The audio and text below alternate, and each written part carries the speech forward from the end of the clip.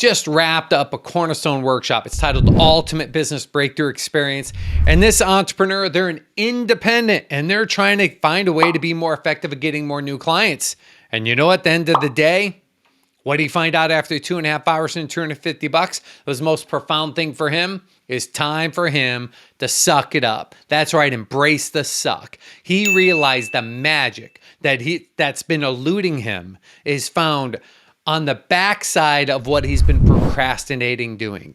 He goes, my girlfriend tells me there's all these things I should be doing. If I would just simply prioritize my time around my automation, like in my CRM or in my follow-up, I'd have big money there. I know this sounds very sophomoric, but I'm questioning, have you mastered your own personal time management?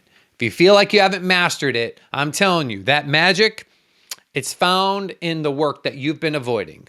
That's right. Right behind that procrastination is a mastery of money. Oh, there's that next person I got to serve. Hey, click the little link below if you want to get a little mini time management course, and I'll see you on the inside.